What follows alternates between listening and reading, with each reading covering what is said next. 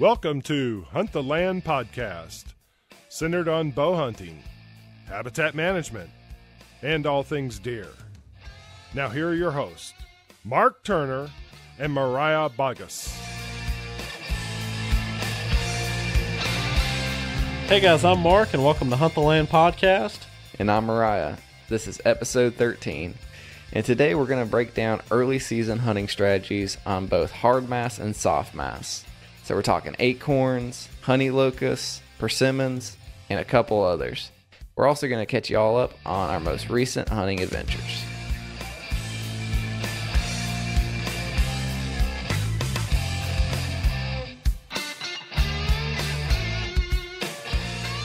Welcome to this 13th installment of the podcast, Hunt the Land. What's up, Mark? How's it going? Not too much. A little tired from a lot of travel this weekend, but can't believe we're to lucky number 13 on this podcast. Yeah, that's what I'm thinking. Maybe we'll get it right this time. Probably not, but we can always try. Want to leave a little bit of room for improvement next time, though. That's kind of always the goal.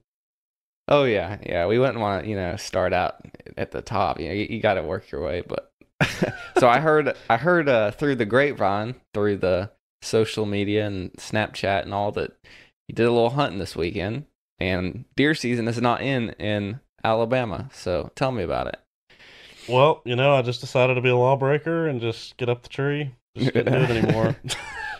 No, so I was thinking about things and just had some things going on with work and everything else, and I decided I needed to beat you to a tree. So ended up taking the weekend off and going back home to North Carolina.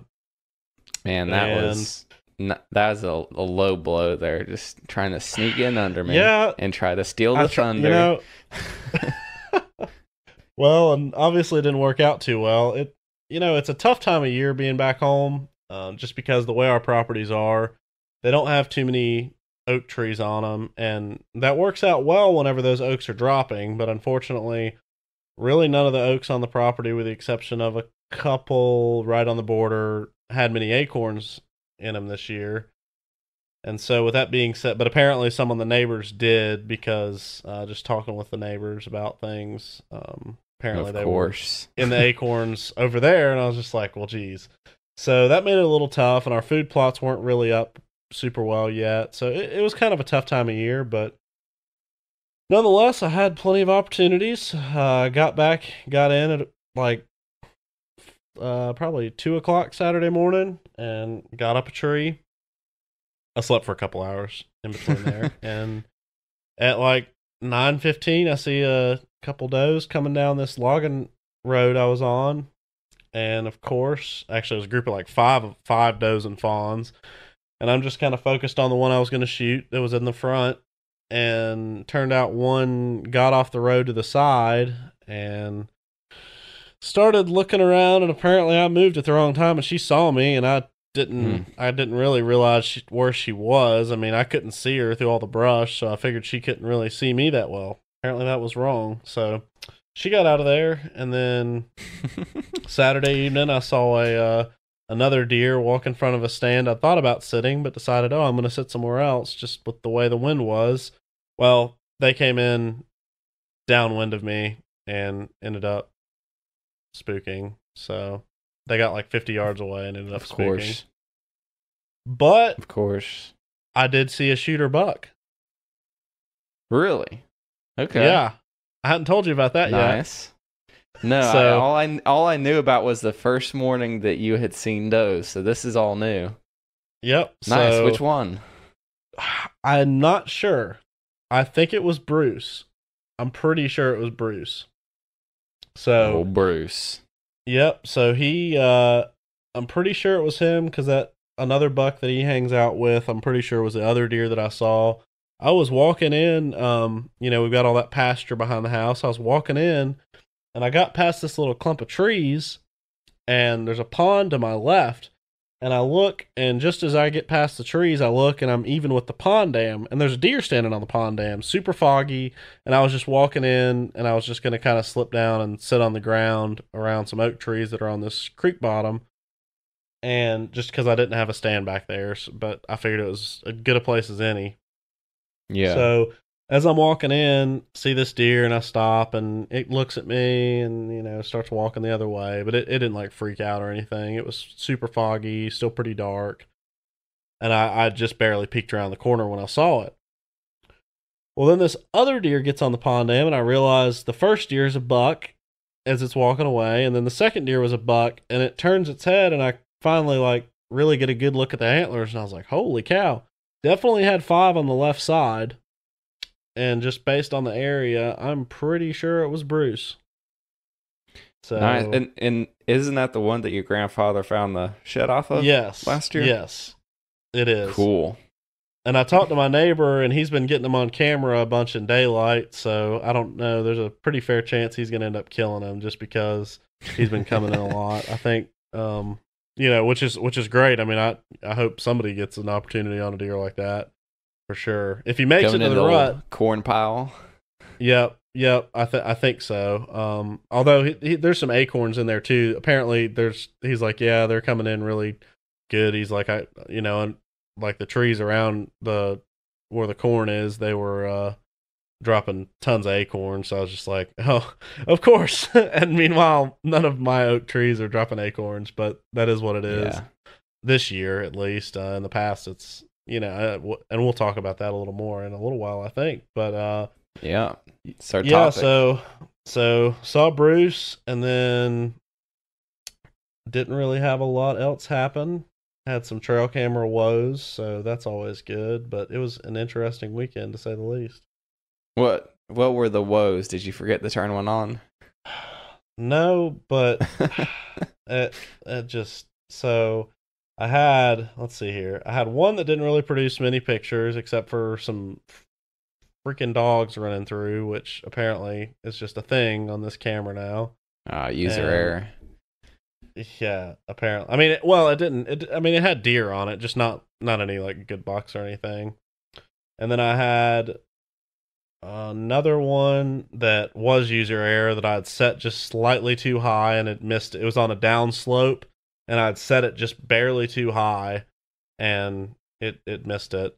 I had another one that didn't have many pictures, and then I had another that had a bunch of pictures of does and fawns, but on September the 20th, I think it was, at like right at last light, I did have Rick James on one camera.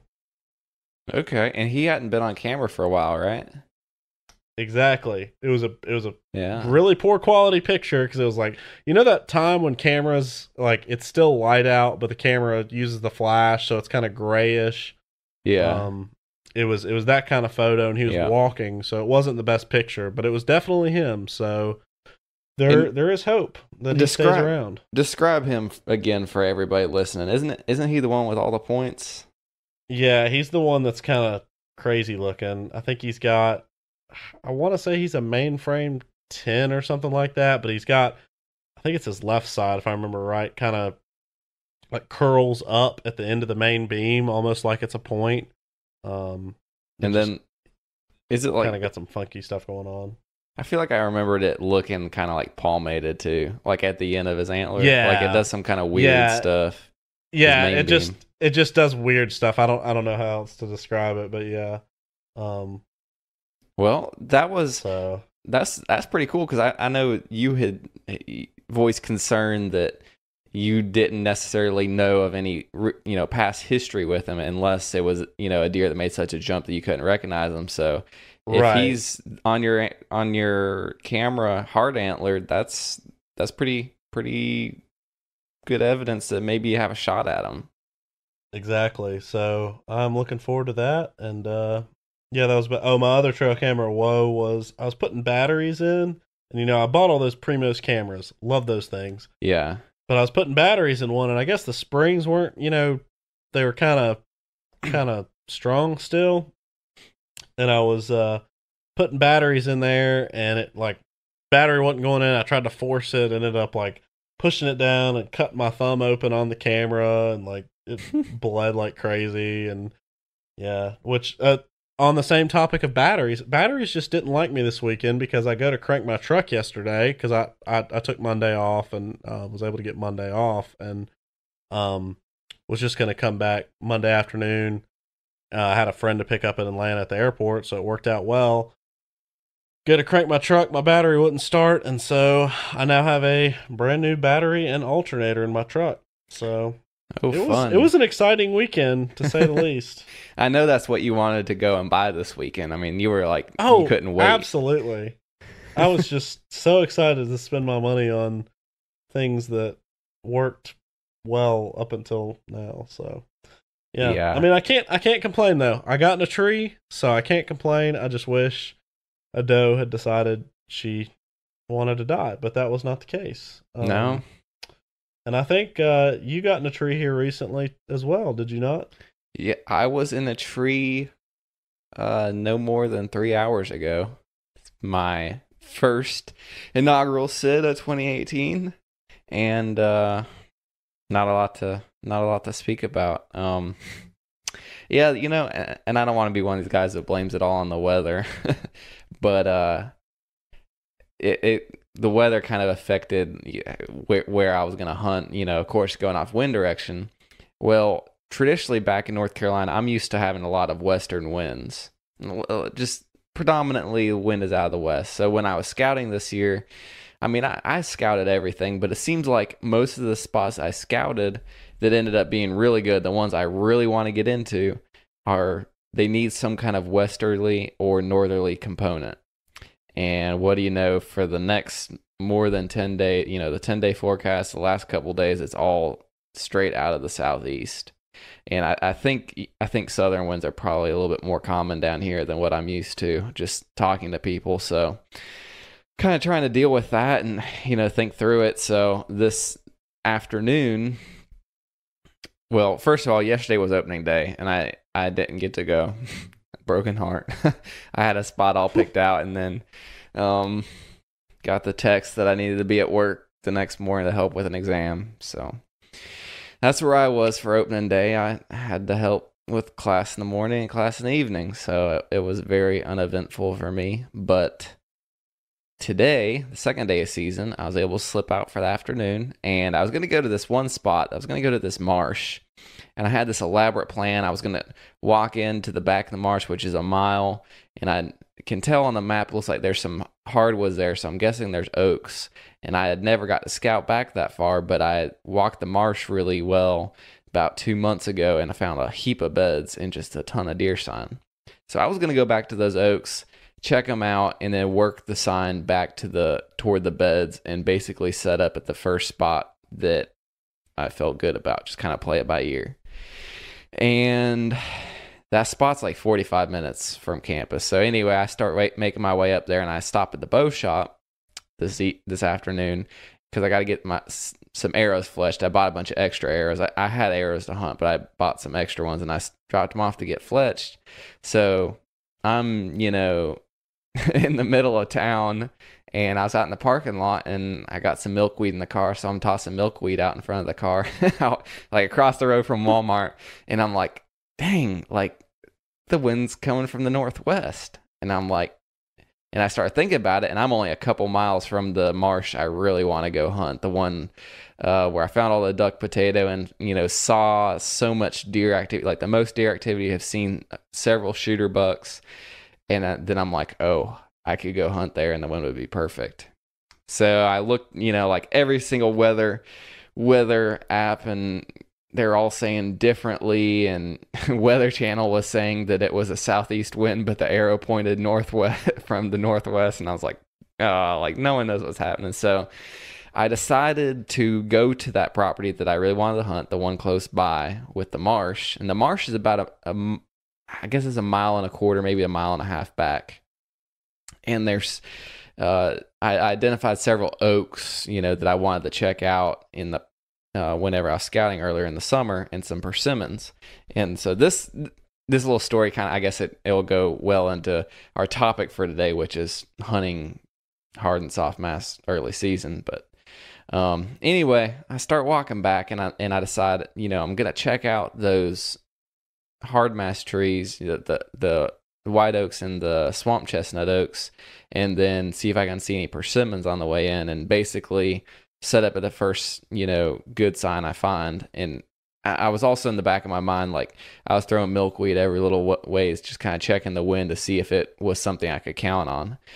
And ended up jumping one deer not far from the car. It was actually bedded on the levee I was walking on. So it was, I don't know, you can't really get around that. I don't know why the deer was bedded there too. Looking at it there, it may not even been bedded. It may have just been traveling through. But anyway, once I got down into the oak bottom and I was walking through, at this point I was a mile in, and I was probably 300 yards from the edge of the marsh where I wanted to hunt. And the wind was proven to not be, I couldn't rely on it. There was some, at some points it was straight out of the east. Other times it was like straight out of the north. And I was like, if it's east and I'm in that spot, it's going to blow right to where all those bucks are bedded. So I'm like, okay. You ever get the feeling, and I want you to answer this because I want to feel better about myself. Do you ever get the feeling that you're like doing something and and I'm talking about hunting here, but like you're doing something and you shouldn't be doing it, but you want to do it so bad that you keep like down that path. And so like in this instance, I was walking in toward the marsh, and the deeper I got and the more I saw the wind changing, I was like, I shouldn't do this, but I'm here and I really want to hunt this. Do you ever get that feeling? Yes. Yes, absolutely. All the freaking time. And it's like, if I just do this. Yeah. Yep. Yeah. I did that this morning. I hunted the wrong stand, and there were deer in front of the stand I wanted to, or yesterday morning, I guess. And yep. Yeah. Hunted the wrong stand. And I knew the wind was wrong. Got blown at yesterday. Instead, if I go to a different stand, probably kill a doe. But so I feel that. Yeah, that's what I was feeling.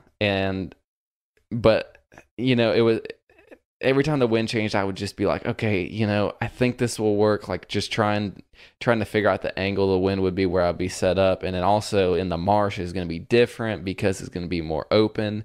And I was like, hopefully it won't be changing so much because I won't be in the, in trees like I was walking in. And then there's also the water, that has a pull on the scent, pull your scent down, especially in the evening. But I was just like starting to feel bad about it. And so whenever I got into these hardwoods, I'm about 300 yards away from the edge of the marsh, and I'm just walking along. And also the mosquitoes were awful tonight. They've gotten really bad in the last couple of weeks, like 2 weeks. And so I sprayed down with off, and I got my thermocell running, and I'm just, beating the trail back there as quietly as I can. I'm walking along this little ridge. And when I say ridge, it is a ridge, but, from the people back home or where there's topography, this ridge is like maybe 1.5 feet tall, 2 feet tall. But, it's a pretty definitive ridge, and I'm walking along it. And that's where the oaks are, is on this ridge. And I was looking down in front of me, and here's this doe at like 80 yards. So I immediately dropped to my knees, and she looked over at me, and then she went back to feeding, and she was just walking along, and she was kind of quartering away from me. And so I ended up watching her, feed out through these hardwoods about 200 yards to about where I couldn't see her anymore. And I slipped up where I had first seen her, and it was a spot that I'd marked on the map actually last time I scouted that spot. There's this old beaver dam on this little creek, this little dried up creek. And then by the time I got there, I saw that doe and another deer run away, and they were way off in the timber. I don't know if they saw me or if the wind changed or what, but they didn't blow. And it was just like, I just kind of saw them bound off a couple steps into the brush, and you could kind of see them stop. So I'm like, not feeling that great then. I was like, man, if I go any further, I'm going to bump those deer again. I'm going to keep bumping deer getting back to that marsh. And I was, I'm also kind of thinking to try to kind of pull my reins back, hunt my way into the spot, because I know it's good. Like I saw a ton of deer sign there when I scouted, a lot of bucks.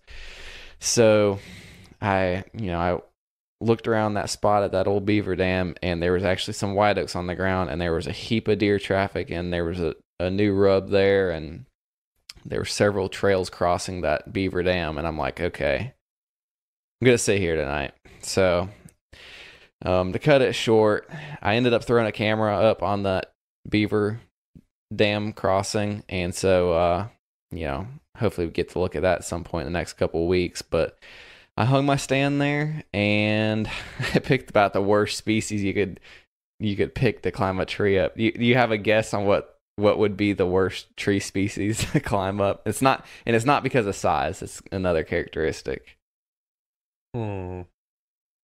Is it a willow? No, it wasn't a willow. This is in like a hardwood bottom. Hardwood. Well, a willow would be in a hardwood bottom. You're right, but it's pretty close. You mean canopy. Okay. It's a bigger tree. Whew. Sycamore. No. It was a shagbark hickory. Oh, dang. So I was right about the bark. It was just the wrong way. It was Yeah, about the exact opposite. But I've shot deer out of sycamores, and I would much rather sycamore because, yeah, it's really not that bad. No, and it would have been better probably with a climber, even though it still would have been annoying. But like sliding your lineman's belt up the whole time, also trying to be quiet, but it constantly is catching your lineman's belt and like catching absolutely everything. So anyway, it was it wasn't the smoothest hanging hunt, but I hung up pretty quietly, hunted, didn't see anything, and got out of there pretty quietly. So I think it was a really good trial run, which is probably what I really needed. I was walking out and I was like, man, if I had gone into the marsh, I'm sure I would have seen deer. But then I was like, also kind of thankful I didn't, because I'm pretty sure I would have screwed it up. And if nothing else, I'll be a lot smoother when I do get in close to the deer, into their bedding, as far as hanging and hunting. And I think there'll also be better conditions. So I'm not too upset about not seeing anything. So one other thing happened this weekend that you'll be happy I finally bit the bullet on. Okay. So that night that I had those does get downwind, I got to thinking about how I need to be more mobile. But hunting around home and down here too, there are a lot of opportunities to hang in. Especially back home. I mean, there's, on one of our properties, there's tons of opportunities to hang in just straight loblollies with no branches. And I used that steel climber that you gave me, and it's just so clunky and loud. And I mean, not that I'm I'm glad you gave it to me, but still just awful to use. That was on my list of things last week that I wouldn't buy again. So I understand. Yeah. So I finally bit the bullet and bought a Summit. Hey, nice. So, and I personally think I'll still use my Lone Wolf and sticks, or Lone Wolf sticks and Hawk Helium stand. I think I'm still going to use those a lot, especially if I don't know the spot. But there's also a lot of places that I'll go that I know the spot and know there's a tree I can put a climber on, and it's just so much faster and less work and everything else. I mean it's there's definitely upsides to both. I think having both's the best case scenario. But and if I don't know what where take for instance tonight, kind of hunting your way in or scouting your way in. I think I would still go with the hang on, just because if I had got to the marsh, that's what I would have needed. Absolutely. And really and truly, it's almost for me more about hunting back home. And I know that seems like crazy that, but I just think that there is something to be said about being mobile and being able to move around and get a little higher in some of those instances where it's just bare trees. And I never want the reason I'm not mobile to be laziness, especially back home. Because it's if I'm walking in a long ways, okay, well, it doesn't really matter if in the end of the day, it's not that much extra work to just have the lock on. But back home, when I have the option of, I could put a lock on up and take it back down, or I could go sit a stand I already have hung, probably going to go with the second option. And now having this climber, I think I can justify to myself in my head, well, all you got to do is just climb up the tree. That there's a good tree there. So Yeah. Yeah, and I think like for me tonight, kind of jumping back again, about having kind of a little practice run where I didn't screw up much, hopefully. Um it was well, last year I didn't hunt out of my mobile setup a lot.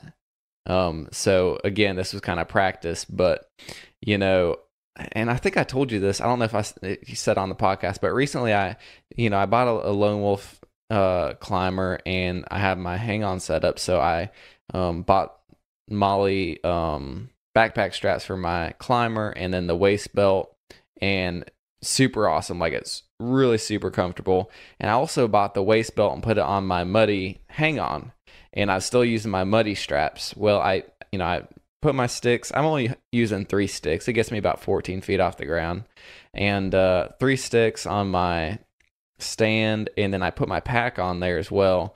And I got about 3/4 of a mile in, and I was like, okay, something's got to change here, because like I've got a huge knot in my shoulder. Just, and it's the first time this year, so I'm not trying to sound like a wuss on here, but you know, I hadn't probably been doing cardio and stuff like I should, so I was feeling it a little bit walking in. And so I'm going to make a couple of changes. First of all, I'm probably not going to carry my big pack in, because I got back there and I'm like, why do I even have this thing with me? Like, it has my some game bags for like quartering out meat, and my DSLR camera and stuff, but it's like, that stuff I really don't need. If I shoot a deer, I'm probably going to take a trip back to the car to drop off in my stand before I even pack it out. So I think what I'm going to do from now on is probably go with a fanny pack to just take the essentials. It'll just be like a knife and, flashlights and that kind of stuff. And I also, from the stand, I ordered some Motley backpack straps for my hang on as well, because like that's when you need it, when you order it from the stand. Yeah, I sat down, I'm like, all right, I'm going to order this right now, because the straps, I mean, they work pretty well. They're just really thin, and so it just bites into your shoulder pretty good. And so now I actually have like real backpack straps, which will make all the difference, carrying that weight. So that's another thing I'm going to switch up. But, I think it was good. I got some ideas. I definitely, like, sitting in a tree stand is so revitalizing. Like, I don't know. I just so happy right now, just from having been out sitting in a tree. Like, didn't even see a deer from the stand, but it was a good time. Yeah, I'm trying to decide if I regret it, because now it's tough, because I got in the tree and now I have to wait 2 more weeks. So it's a little tough. I don't know. Yeah, but regardless, it was a good time. I definitely don't regret going and spending time with family and getting in the tree just a little bit. So yeah, I can see that. And I think this coming weekend, hopefully I'll have some days to hunt. So definitely going to be trying to find, the acorns dropping. And then I also have some persimmons that I want to check on and hunt. And so that's what I'm going to be going after. That was a nice little transition you got going. I'm just sliding. I see where you're taking this. Sliding a little transition into the actual subject for today, which is Mast, or hard and soft Mast. Which one do you want to talk about first? Well, I think we could go against the grain, but I think a lot of people would be upset if we didn't mention acorns first, just because that's the classic one. Yeah. So I think starting on hard Mast is probably the way to go. Which is better, Mark, white oaks or red oaks? Well, it depends. I love That's the classical answer. Yeah. And I think there's obviously a lot of differences in value among the species within those 2 groups as well. Yeah, for sure. And let's just mention, I'm just going to mention red oaks real quick, because I don't think we need to go into a whole, well, actually we do need to talk about them a little bit. Yeah. So so just to kind of break it down for people, so there's in taxonomy, everything's broken down from, the plants and then down to family and genus and species. So there's the genus of all the oaks, and then within that, they're further separated the North American oaks into the red oaks and the white oaks. And then what's confusing is there's also a species, the white oak, which is the one we all love, Quercus alba. It's very, popular oak. So there's these two different groups, and there's several really big differences between them that affect their value to wildlife, and really what we're talking about is shooting deer over them, the important things. But Exactly. So just to break it down real quick, white oak acorns, they have less tannin in them, and that has everything to do with the timing. They develop on the branch basically in one growing season. So the ones dropping right now are from flowers that bloom this spring. And so they don't have to have these tannins to protect them at such high levels as red oaks do, because red oaks develop on the branch for 2 years. So the white oaks are dropping right about now. They're starting to drop here. I know they're probably dropping back home pretty good in North Carolina. And, usually I'll see a tree drop for about a week or so. Maybe 2 weeks, but there's usually about a week where it's dropping real good. And then those acorns, as soon as they get a really good hard rain or they get a lot of moisture, they'll germinate. And that's true of all oaks in the white oak group. So those acorns are available for a very short amount of time, but when they are available, deer really highly seek them out, and they will select them over red oak acorns. Red oak acorns, as I mentioned, have higher tannin levels. Tannins make the acorns taste bitter to deer and to humans or anything that eats acorns. And so they're usually not selected as early because they have this bitter taste. But so I say all that because it's important to understand that, because if you have a year that you say you have a late frost, or it's a stressful, you go through drought stress or something that causes the acorn production that year to be low. So the white oaks don't produce because they produce, by every year. Well, the red oaks, the acorns dropping this fall were produced last summer. So they're still going to have a crop, which that's important because it's kind of a buffer food that, it fills in a gap when the other one isn't available.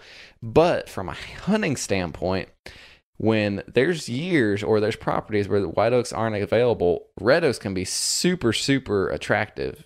And I can think of an instance one year, and this is early on in my hunting days.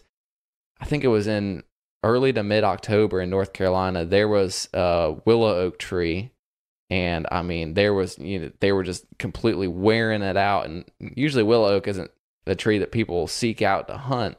But I sat on it that evening, and I saw like 10 deer come out to that tree to eat out in this field, just because there wasn't a lot of hard mass that year. So I wanted to mention that. Couple other things. Yeah, and I think there's... You go ahead. I was just going to say that I think there's differences too, like within the groups, and you may be getting to this, but, within the two groups, obviously there's a lot of different species. Like the white oak group has, white oaks, obviously, chestnut oak, swamp chestnut oak, post oak. So there's several different species in that group. And then the red oak group also has a bunch, like willow oak you just mentioned, water oak, southern red oak, northern red oak, scarlet oak. But I think within those groups, there's differences in selectivity too. Like I've noticed that deer really, really, really seek out swamp chestnut oak acorns. Right. Or, some people call them swamp oak. It just looks like a white oak in a bottom, but the leaves look like a chestnut. They really like those. I feel like, and the acorns are huge on them, and I feel like selectivity on those is super, super high. Like the deer really seek those out above all others. But then within the red oak group, one thing that I've noticed, and I don't know if you've ever seen this, but like typically, again, they're not as like sought out, but some of the red oak acorns are a little bigger than the others. Like a lot of them are pretty small. And one of those that's a little bigger is northern red oak. And I feel like deer seek out northern red oaks pretty good compared to a lot of the, like, I mean, we've got a northern red oak tree at the farm that's dropping right now, and there was tons of sign underneath it. Now it's right on a property line on a field edge, so it didn't really do me any good, but it's still something to take into account and kind of just observe. I mean, if you just know where your oaks are at, and obviously, yeah, if the white oaks are dropping, that's probably where you should be. But at the same time, if there's other oak species and you're seeing a lot of deer sign underneath them, don't not sit there just because, oh well, these are red oaks. Yeah, yeah, and I think we should talk a little bit a little bit of strategy just on, whether it's a red oak or a white oak or it's a swamp chestnut oak or or a northern red oak. If you've decided that the sign at that tree, that's the tree that they're seeking out pretty well, what you'll usually find is that there'll usually be one tree at a time. Well, I shouldn't say that, but a lot of times it seems like there's usually one or two trees that the deer will concentrate on, and then suddenly they'll jump to a different tree. At least I've seen that, like even with white oaks in the same stand. At one point they're all underneath this tree, and then a week later that tree may still be dropping a little bit, but there's another tree that started and they're all over at that one. And so it's really important, from a hunting strategy, not to just be like, oh, here's a bottom with 50 white oaks. Well, that really doesn't do you any good if you're bow hunting, because as you all know, you need to be within 30 yards of that tree. So I think, it's super important to know where these oaks are that you suspect you may want to hunt. And I was kind of talking about this earlier with scouting on my way in today. In summer, if you can, take a pair of binoculars, walk around, and see which trees are holding acorns. And that will really get you a leg up, because then you'll know which ones are dropping. Then you just have to figure out when. But even if you haven't done that, like if you're going to hunt, you can, pre-scout or kind of, scout your way in and try to find the tree that's dropping and has a ton of sign under it. And then what I like to do, and this isn't what I did tonight, and it may have been different if I had done this, the outcome may have been different, but usually what I want to do is get between the tree and the bedding, but not so close as to spook the deer. And that can be really tough, especially like if you're in an area where it's really hard to define bedding, or you're basically in rolling terrain or a place with a lot of topography and lots of little ridges, and the deer could be bedded on any of one of those ridges. Your best bet is probably just to get on the hottest sign and get your, the hottest tree and get on top of it. But in areas where you think this deer may be traveling a little ways, especially early season, it really can pay off to get closer to bedding. And but again, you have to know which tree they're going after, which tree they're really concentrating on to follow the trail back, from where you think they're coming from, to actually put together a game plan. Just knowing, that there's a stand of oaks and that they may or may not be dropping acorns will lead to a lot of very empty, frustrating hunts. Believe me, like early on, like I would hunt just because there was, acorns there in the past, and that doesn't mean anything. With acorns, you have to have pretty much day of knowledge whether or not it's going to be good or not. Yeah, exactly. And that's one of the biggest things I think with hunting oaks is just being able to recognize and constantly adapt to new sign. And like, yeah, you may know a bunch of trees that have acorns, but being able to constantly read sign and say, okay, well, this is a little old, this is new, whatever. Because it definitely is a time of year that you got to be pretty mobile, and kind of goes back to talking about that climber. Like you got to be really, really mobile hunting oaks. You can't just sit in one spot, and unless those are the only acorns that are on that property, which is typically not the case unless it's a small property. Yeah. And like kind of an example, in 2016, there was this white oak tree, and I noticed it was dropping pretty good. And I don't know why, I sat on a couple of I saw there was a lot of sign under this tree. Well, I found some that seemed to be dropping more about 150 yards away, and I sat underneath that one. And I ended up watching deer underneath the tree that I wasn't hunting. And so I'm like, okay, I need to move over there. But it was the end of the weekend, so I just put up a camera on that tree. And I think that I was gone for 2 weeks. Well, when I came back and checked that camera, the deer had been all over that tree for about a week. And then it's like it just completely turned off with the amount of deer hitting it.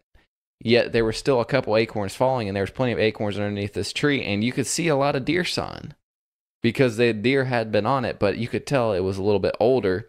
And of course, my trail camera was showing me that it, about a week prior, the deer had kind of quit coming to this tree. And I was kind of scratching my head.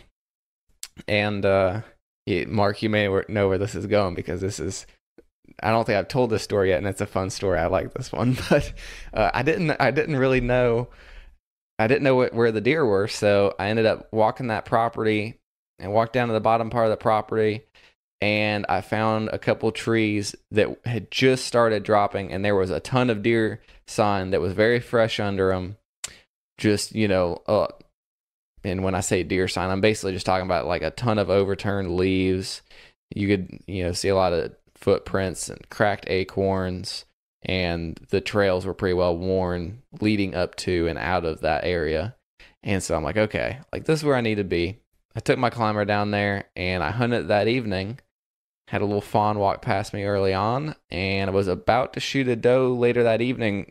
There was a group of does underneath that tree, and then old Buck walked out, my best yet, and I shot him. So just a little anecdotal story of like how, really making a move. If I had been up at the top of that valley on that tree that had been hot a week before, there's no doubt in my mind I would have never killed that buck, because even if he had walked straight there, it would have been dark by the time he got up there. So making the move was everything in that situation. Yep, exactly. And I think that goes for I think that really goes for all this stuff with Mast, because you're not going to get more than about a couple weeks of attraction out of any single particular Mast source. So you really have to be mobile hunting it versus, just sitting on a food plot or something like that may be attractive for most of the season, just depending on what you have planted. Right. Yeah, and I think just to kind of put together a list of oak trees for people, if you're wanting to ID oaks, there's a lot of great sources you can go to, but some that you may want to look into, and I recently wrote a post, and it's up on our website with 6 pretty common trees, but there's a ton of, there's a lot more oak trees out there. There's many more species, and I just kind of glazed over the most common in that post. But some oak trees, if you're in the Southeast, some oak trees that you really should know are white oak, first of all, swamp chestnut oak. If you're in a mountainy area, you should know chestnut oak, just chestnut oak. It grows in drier areas. Swamp chestnut oak, which I spoke about a second ago, grows in bottoms that hold a lot more water. You should also know. That's where the swamp comes from. Yeah, exactly. You should also know overcup oak, and so all those I've listed so far are in the white oak group. But overcup oak is another oak, and its acorn, the cap of the acorn covers most of the nut. And I know Mark particularly likes that tree because he shot a doe over it last year. We already talked about that's that. One of my trees I got on you. Yeah, that's one I got. Were you in it? I don't remember that. I was in it. Oh, dang that. I got to get that species. Yep, that's one of my tree species I've got hold over your head. All right, so that's, those are all white oaks you definitely. That's all the white oaks, probably. Definitely should know. Yeah, and then, well, I guess what we could add, especially for like the Midwesterners, is bur oak in there. I know that's really a favorite. And actually, we have a little bit remnant around here. But when you get up into the Midwest, there's a lot more bur oak. I think that polishes off the white oaks pretty well. And help me with the red oaks, but to start out, northern red oak is across the Midwest and the Southeast. Definitely southern red oak and scarlet oak, which are both found I'm usually pretty dry sites. Scarlet oak especially, like really dry rocky ridges in the mountains, you'll find it a lot there. And man, I killed a doe last year out of a scarlet oak, and it was dropping pretty good, and I'm pretty sure the deer were keying in on it. It has pretty large acorns as well, like you were talking about. That's true. Yeah, and so other ones, black oak, you see somewhat. It's another dry. Yeah, another drier species. Yeah, go ahead and take away the bottomland red oaks. Yeah, so I would say the two biggest ones are water and willow oak. Unless there's any others you would mention. With that, I would add that willow oak is a little weird because I've seen it on some drier sites, like not like ridges. I'll agree with that. But like I've seen it in kind of some medium areas, but not. Yeah, I'm with you. Like I'll see it in swamps, but I also see it in like old fields and stuff, or even like I don't know, midway up a slope where it's not super dry. I got two more. It's all over the farm. Yeah, exactly, and that's. I mean, that's not dry at all, but it's not. I mean, that's not wet at all, but it's not like a mountain ridge. Like I wouldn't ever see it up in the mountains. Right. Yeah. Exactly. What other ones did you have? I was gonna say cherry bark oak is another. It's a wetland, or not a wetland. I shouldn't say. It's a bottomland oak that looks a lot like scarlet oak, but the bark looks just like a black cherry. That's one we have a lot of down here. And Shumard oak is another one that looks a lot. Again, it looks a lot like scarlet oak. I'm sorry. Cherry bark oak looks a lot like southern red. I'm getting all confused. Cherry bark looks a lot like southern red in its leaf, but Shumard looks a lot like scarlet oak in its leaf, except it's found on real wet sites, and it has a pretty large acorn, and pretty also attractive to deer. And trying to think of any more. You got I got another one. Pin oak. This is one we have to touch on. we've got to clear the air here. The name. I think it's funny, like that we both.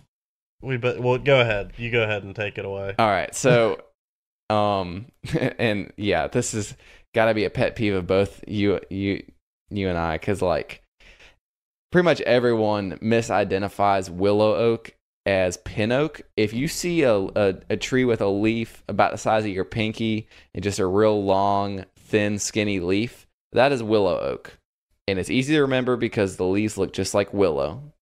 And everyone's probably out there shaking their head just like, why do these guys even care about we're tree nerds. Well, like we're plant people, habitat management. But willow oak has thin, skinny leaves, and pin oak has a leaf pretty similar to Shumard oak, actually, except it's the lobes on it are a lot skinnier, and it'll have bristles all over it. And I guess that's one thing I should mention too. If you find an oak, the easiest way to tell if, like, even if you don't want to be able to tell species, you can tell whether a tree is a red oak or a white oak, or you can tell whether an oak is a red oak or a white oak by looking at the leaves. If the leaves have rounded lobes, meaning all the wavy part of the leaf of the leaf edge. I'm trying to think the best way to explain it, but if the lobes are real smooth and rounded and there's no bristly tips on it or no little prickles, then it's a white oak. Red oaks will generally have more sharp, narrow lobes, and then at the end of each lobe there'll be a little prickle on it, and it's not super sharp, but it's a pretty definitive prickle. That's like just simple 101. You can tell whether it's a red oak or a white oak with that characteristic. Yeah, and I think even if you just start learning a few, walking around in the woods, start seeing acorns dropping this time of year, look up, figure out what it is. You can learn them one by one. You don't have to learn them all at once. And really, none of those are super hard. Some of them you get into, like with the red oaks, like when you get into like scarlet oak versus some of these other species, it gets a little confusing, but most of those that we just listed, especially the ones that are really, I would say, the most common across the southern landscape are pretty dang simple to identify. I mean, Yeah, I agree. and it's just, and you know, it's just an important skill to have, because walking around you can say, well, you know, this area has a lot of white oaks, but and it also helps because, you know, if you're not seeing a lot of acorns around or whatever, and this is another thing I guess we didn't really talk about because it doesn't really make sense to talk about now, but you know, typically it's best if you can go out and scout and look in the trees beforehand, and see if see if there's any acorns on the tree before they start dropping. But even if you don't get out to do that, you just see acorns on the ground, you can look up and say, well, this is a, you know, this is a southern red oak, and even though it's not the most attractive thing in the world, most of the other white oaks I've seen around don't have acorns on them. So it's definitely a worthwhile skill to have and be able to just learn. And it really is not that difficult to pick up those. What did we list? Like 10 species of oaks. I mean, none of those are super difficult to learn. Yeah, exactly. And I mean, you know, it's not something you have to do, but I'll tell you what, it'll make you a better hunter because it'll make you, for one, more observant. But like you're saying, you'll start to see, you know, trends year to year, what species are producing. Like, man, up at my study site, you'd have to kill to find a white oak that has acorns, but all the southern red oaks are, I mean, just hammered this year. They're full. And I mean, knowing that, you know, I can walk through the forest and look at the bark and tell you what it is. So, I mean, you don't have to take it that far, but if you know it by the leaves and the bark, then it makes scouting a lot easier, but it also makes these year-to-year trends. I mean, if you say, oh, you know, this year the deer aren't moving like they were last year, they're not using this wood lot, well, you know, you might look at what oak species are in there and did they produce a good mass crop this year? And that can, you know, you'll see it across the groups. Like maybe one year the white oaks seem heavier than the red oaks or vice versa. And then you also see it species. Like this year, the post oaks don't have any acorns, but the white oaks have a little bit. Actually, you know what? That's a species I forgot to mention. Another white oak for you, if you want to look it up, is post oak. It's it grows in real dry sites. It's usually on ridge tops and areas that have drier soils. It's post oak. It's another good one there, but I guess that's probably... Yeah, sometime we're going to have to talk about, and it'll probably be more of a summer, or probably not summer, but like a winter podcast, just whenever people are out, you know, thinking about doing some TSI or something like that. Sometime we're going to have to talk about the ecology of oaks and fire dependence and everything else, because that's... Absolutely. I get really excited when we start talking about that, just because, like, here's a sneak preview of that. A lot of oak species are really fire dependent. Like, you can burn hardwoods, it'll be okay. Yep. But, exactly. That's what my research is on. So we'll have to do it sometime. We definitely need to do one on TSI. We definitely need to do one on fire. We got a lot of good material we'll have to start hitting on in winter. I mean, we don't have to necessarily wait, but with deer season in, it seems kind of wasteful not to talk deer strategy right now. Exactly. Yeah. So that being said, hard mast wise, I think that about... Do you have anything else hard mast wise you wanted to talk about? Not really. Nothing that I have, you know, a lot of experience in. So let's go ahead and transition. Yeah. So if you want to soft mast, all right. Let's do it. First one, I'm going to mention just the most obvious one, since that seems like that's what I did last week, was just steal all your gear you would never buy again. Yep. So I'm just going to keep rolling with that and steal your thunder again. First one, easiest one to mention, is going to be persimmon. Super, super, super common across the Southeast. I mean, there's few places that you go that you don't find a bunch of persimmons. And one of the facts that a lot of people know about persimmon is that they're dioecious, which means that they have males and females. So if you see a persimmon without fruit, there's a pretty fair chance it's a male tree. It's not just that it's not producing. At least this year. More than Since likely. it was such a heavy mass crop. Yeah. Right. I mean, and I feel like persimmons are a fairly consistent producer. I mean, there's obviously going to be year-to-year variation in any of those mass producers, but for the most part, I feel like persimmons, like if they're there and they have mast one year, they typically are going to be producing a lot. Yeah. But persimmons are a little, like in my opinion at least, like they're kind of an interesting species as far as like where you find them though if you're looking to hunt persimmon, because in a lot of sites that you go to, like you don't typically think of them as being the most like upland species. Like you see a fair amount of them down in swamps and in wetter spots, but at the same time, I've been on many a drier ridge and walked up on a persimmon. So I feel like they have a pretty wide. I mean, I think there's definitely more down in swamps and like wetter spots, but I feel like they have a pretty high like range of like sites that they can tolerate and survive in. Yeah. I've noticed that. I mean, man, I found persimmon trees like in the middle of hardwood forest ridges up in the mountains, and all of a sudden you're walking along, it's like boom, persimmon. Yep. And so, I mean, I would say with like, and I guess that kind of makes it a little tough because they are pretty widely distributed, and typically most of the time it's just going to be a single tree. At least what I've found, like a single or two.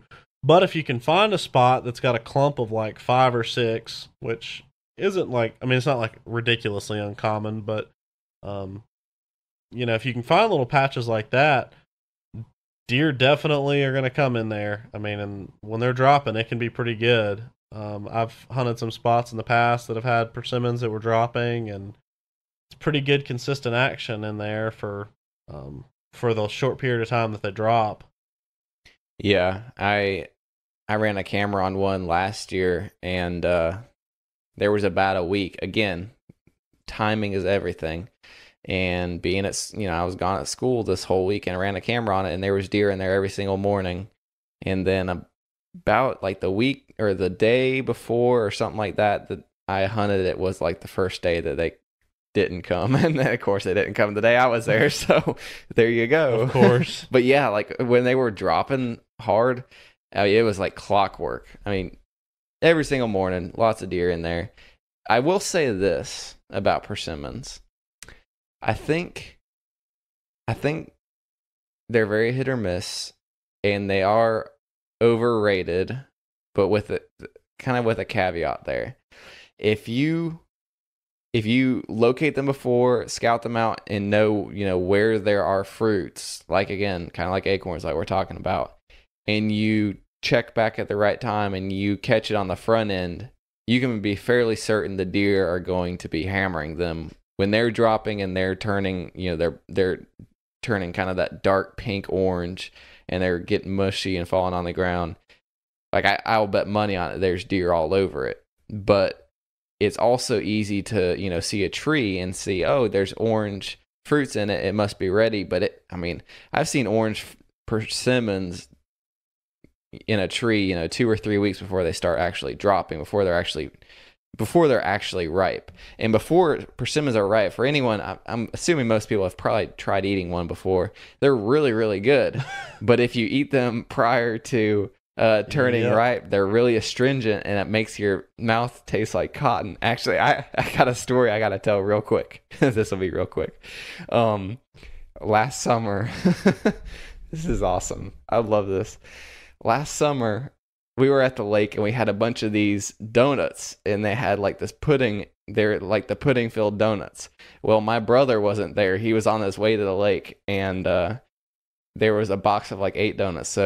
And they're chocolate covered. So I took a persimmon, a green persimmon, and I cut up into little chunks, little just niblets.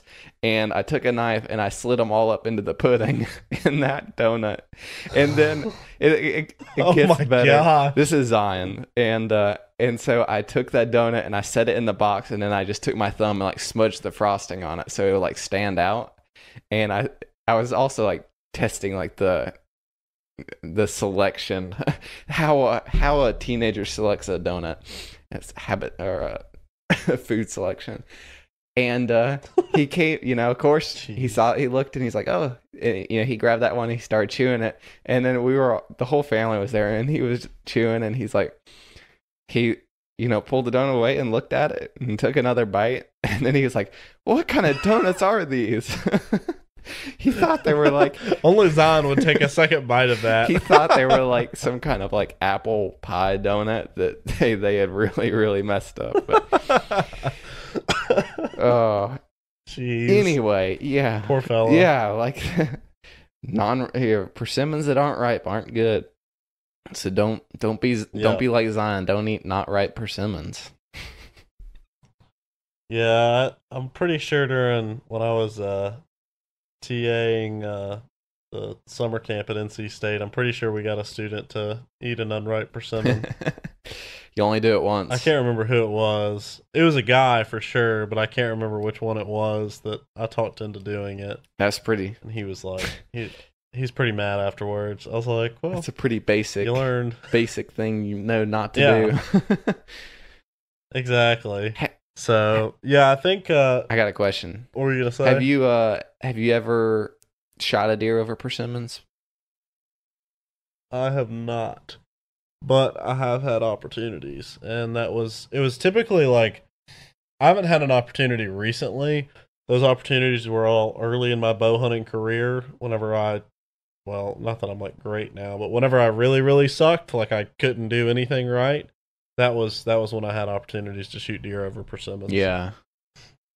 Okay. Yeah. And I missed. And actually, the first deer that I ever shot at with a bow was a buck, and he might have been coming in to eat persimmons because I was hanging in a tree right next to some persimmons. Yeah. Yeah. I mean, when they're falling, they're like bees on honey. They come right to it. I mean, yeah, you can be pretty much certain. Like you can have an oak tree that's like, it's hit or miss.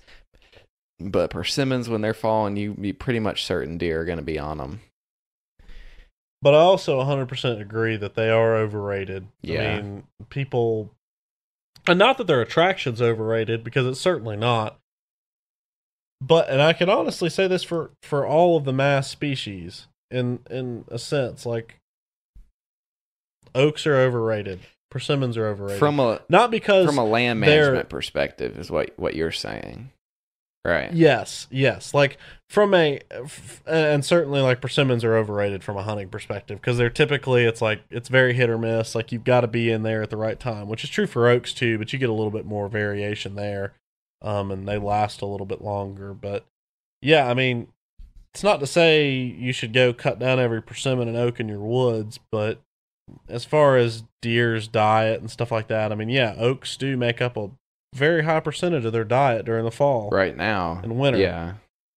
Yeah, I mean, depending on, maybe not winter, it just kind of depends on that. I shouldn't say winter necessarily, but especially during the fall, like, mast is very high percentage of their diet in most areas, but that doesn't mean that it's, like, the most important thing. And again, we can get into that in a later management discussion, but I did have another soft mast species that I wanted to talk about, unless you had one. Do you have another one first? I'll let you go. To try to get back on the hunting train before we go down the start talking deer management for we got to keep her on course. We're already over an hour now. So the other one that I was going to mention, and this is kind of not. I'm shifting a little forward here, and I don't even technically know if it falls into the soft mast category, but it's definitely not hard mast, so I'll throw it in here. I think it would, because I know exactly what you're going to say. I'm going to go with honey locust, just because we're talking about persimmons being kind of overrated. And again, I want to emphasize, like, persimmons are not overrated if you know their place, but at the same time, they just have a very narrow attraction tree to tree. Yeah. Like, that tree's going to be dropping in good for like 4 or 5 days, and that period of time is great, but outside of that, it's not like I'm going around hunting persimmon groves. But if I see a persimmon in the woods, I definitely mark it. So, anyway, honey locust is my species that I'm saying is underrated, and that I'm going to mention next. So again, this attraction's a little later, like typically November, December, somewhere in there. And I don't think they're not dropping yet. It takes typically till about November before they start dropping. But honey locusts, if they're on a property, are a really, really, really good attraction. And we've got some on our farm, and I've put cameras up, and it's really funny to come and watch the deer eat them because they'll just stick the whole pod in their mouth. And people hate honey locusts because they have these thorns on them that puncture tractor tires. And I know, Mariah, they're not technically thorns, but I'm calling them thorns. Actually, they are thorns on the honey locust. Oh, are those thorns? I never can. And I just always assume it's not actually a true thorn and just say that. No, the cool thing about honey locust is that the thorns actually branch. Like just, which I'm sure you know that, but like the for listeners out there, if you ever look at a honey locust, it's so cool because you'll have thorns. They might be like 5 or 6 inches long, and they'll branch several times. Like there might be 3 or 4 thorns branching off of a thorn. It's just kind of cool. Yep.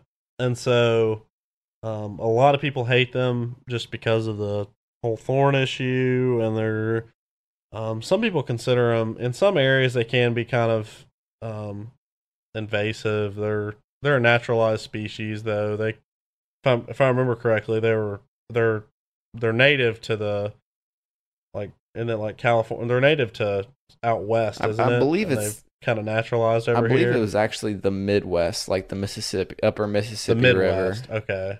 I'd have to fact check that. Yeah, that makes more sense, actually. They're from America, though, and they've just naturalized over. It's not like this invasive, noxious weed that we've, brought from China or something like America. that. Exactly. If it's from America, it's good. So, but anyway, and again, I'm not necessarily saying go out and plant a bunch, but at the same time, it's definitely something I look for scouting, because if you can find a grove of them, typically you're going to find a group of trees. So that's one thing. Like there's just more pods to go around.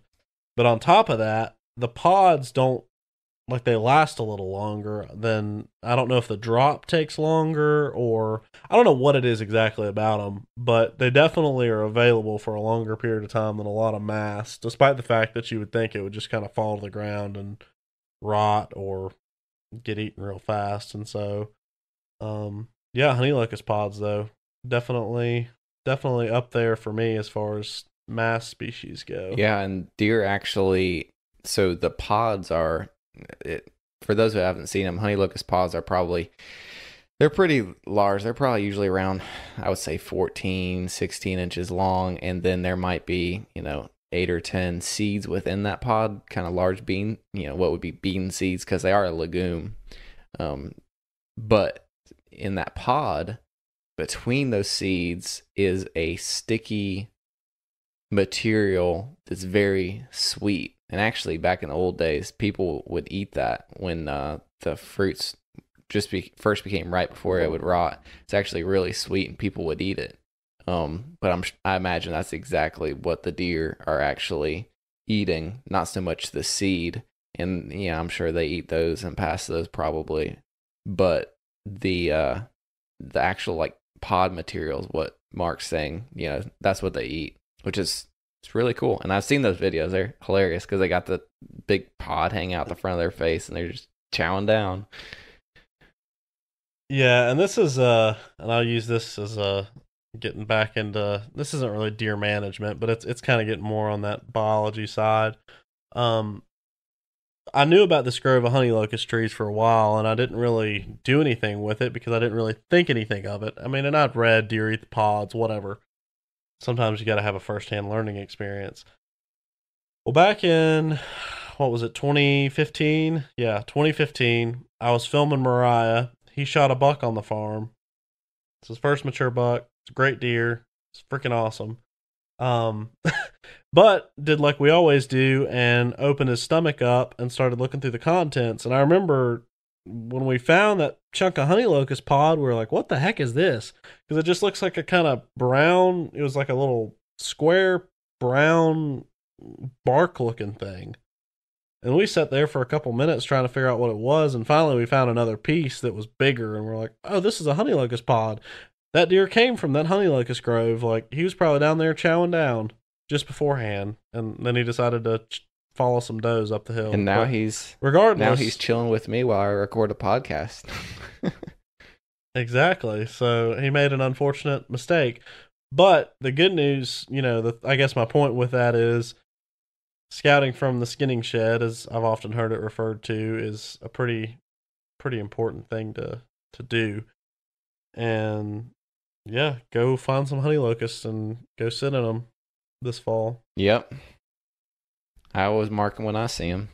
Another thing. Oh yeah. Another thing that I'll always mark, and this is getting off of the native plant train, but definitely have to mention pears and apples, just because I don't think you could really talk about deer and soft mass without those two. But for me, I've seen firsthand, many times deer eating pears, and very patternable when pears are dropping.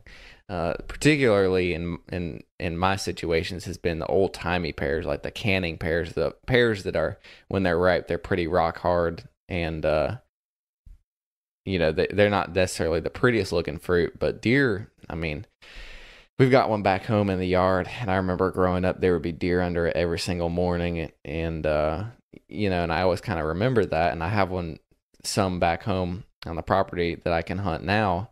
And when there are pears dropping, deer in there like clockwork. And, they're similar to apples. And, apples have probably about a similar attraction. If you have trees of either one of those, I highly, highly suggest marking that and, looking to see if there's fruit. And if there's not, don't worry about it. But if there are, they can be dynamite early season spots. I mean, if there's apples or pears dropping, you can pretty much put money on it that there's deer coming in. And I guess it's probably worth mentioning, I wouldn't necessarily prescribe that as a habitat management tool to plant a fruit tree like that. But from a hunting perspective, if you have fruit trees, they can be killer spots. So definitely, mark any one of those. I mean, you can be out like, for instance, if you're out walking through the woods and you see an old chimney or an old homestead, any kind of evidence that there has been some, an old house, and maybe it's all grown over and the house is gone, so the chimneys is what is left, or just the foundation. If you ever find a place like that, and this goes for multiple species too, definitely stop and look around, because that's where a lot of times you'll find like old, pear trees or crabapple trees or pear trees, or heck, even chestnut trees. Deer love chestnuts, which I guess we didn't mention. We probably should have mentioned that with the hard masses. Chestnuts. Oh yeah. Chestnuts, and actually beech nuts as well. I've seen firsthand American beech, that actually produce a little nut, and I've seen firsthand deer eating those. I don't know that I'd ever hunt them. I haven't seen them be super attractive, but deer do eat those definitely. And then chestnuts, if you ever do find a chestnut, that's one of those trees I would for sure mark on the map, and if it produces, I'd probably be hunting over it, provided that there was deer sign, because I've seen places with chestnut trees and the deer, I mean, the ground looks like it's been tilled up, where they're in there eating them. Yeah, I would agree. I completely forgot about chestnuts. It just came to me. That is an important one to mention. Yeah, I mean, and even though, again, we don't have, and this is, again, we're getting more into trees. I guess that's what this whole thing was about anyway, but obviously we don't have really any American chestnuts left. So most of the time you're talking Chinese chestnuts or hybrid chestnuts that are a cross between Chinese and American that were planted, but still an important one to note, just because, yeah, if you do find an old homestead, and that is one thing when you're talking about some of these, I guess, non-native mass producers, a lot of the times an old homestead is a good clue into that, because you'll see them. I mean, and even like those honey locusts, that I was talking about earlier, they're right next to a old tobacco barn. So a lot of the time, if you find a old barn out in the middle of the woods, it's worth checking out, or old homestead looking site. It's worth checking out and seeing if you can find some mass trees, because a lot of people used to have apple trees and such in their yards. Yeah. That's in, and that's usually where, unless you have the privilege of hunting an apple orchard or something like that. Like that's usually kind of where those opportunities come from, or if you've planned them for yourself to hunt. But like old homesteads, that's where I've ever really seen fruit trees that you could hunt that were not, like you're saying, non-native ones. Yeah, and I mean, I guess kind of one thing that I'll say to kind of bring this together, because just the more I think about Mast, the more that I think about that how I don't want to say at least soft mast. Soft mast to me plays a pretty small role in my hunting strategy. Hard mast, I mean, you can't ignore acorns when they're dropping. But really, soft mast to me is kind of one of those deals where I'm like looking at a spot, I'm like, yeah, this looks good. This looks like it could be a decent spot during the early season or whatever, whenever that mast is going to be dropping. And then you also see, oh, hey, here's some persimmons here. And so I mark this stuff as I'm walking around in the woods, but it's not the focus of my scouting. I'm not out there looking for persimmons to hunt early season or, even apple trees or anything like that. It's something I mark and consider. And if there's other things in the area that kind of factor in to increase me liking the spot, then yeah, like I'm definitely a fan of hunting over soft mast, but it's typically not something that I'm going out there seeking to find. Just trying to find these spots like, oh yeah, here's a persimmon out in the woods, or here's an apple tree. Like, let me definitely set up over this because I found it. Yeah. You mentioned there if you ignore, you can't ignore acorns. I know some people that do. Those are usually the guys sitting over corn, and I think that's where the whole October lull comes from, which may be a good topic for another day. I think we could break that one down pretty good.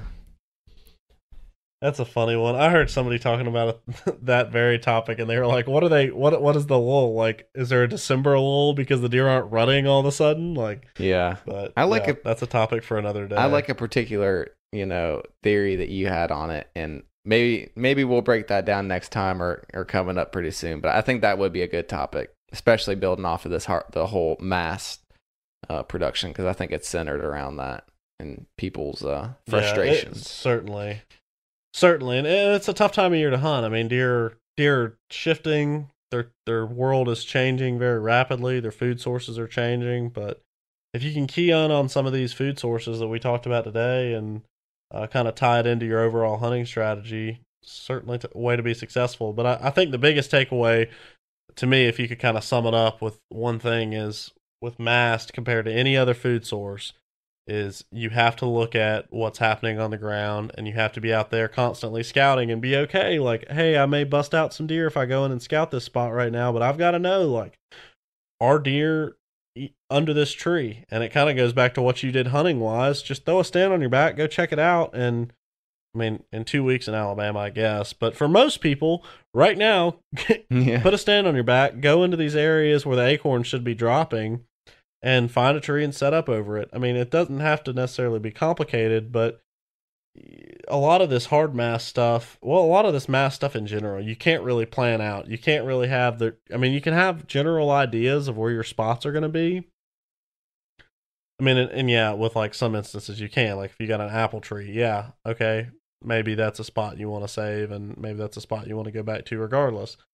But you have to check out and know the timing of when it's going to be dropping. And so I think the best way to do that is just being willing to go in and risk busting some deer to get some information, because otherwise you're just going to be wasting your time sitting in an oak grove that's not dropping acorns yet, or whatever the case is. And don't be afraid to hunt red oaks past October. Man, I've sat on oak trees.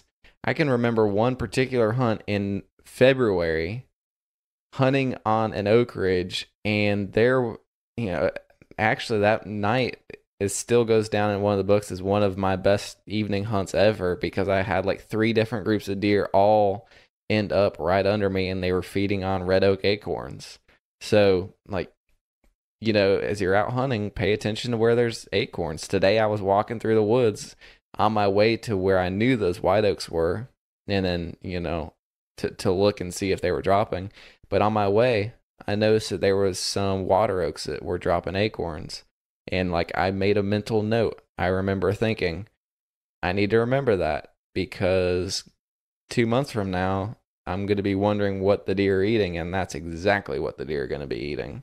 So, like, definitely log that stuff away, and don't be afraid to hunt red oaks in winter, because red oaks don't germinate till spring, so they're available all winter long, which, is important. And I hope everybody, has taken something away from this, and if nothing else, just the importance of understanding the habitat characteristics, understanding tree characteristics and how that can affect your hunting strategy. And I think that's the most important thing here. And with that, that's about all I got. I don't know. Mark, do you got anything else on this? I don't think so. Regardless, here in a couple weeks, I think my first sit is probably going to be in an overcup oak. I'm going to try to make lightning strike twice in the same place. Not that I killed that deer on opening night or anything, but gonna try to draw blood over acorns again this year. So hopefully we can make it happen. Well, good luck to you. I think next time I hunt will be over persimmons and then maybe some oaks. So we'll see, and we'll bring all those updates to y'all next week. So definitely come back and hear what's going on, at least for next week or so in Mississippi, and kind of get at some season updates, what the deer are doing, and we'll bring all that to you all here with another topic. So we appreciate y'all listening and all your support. It means a lot.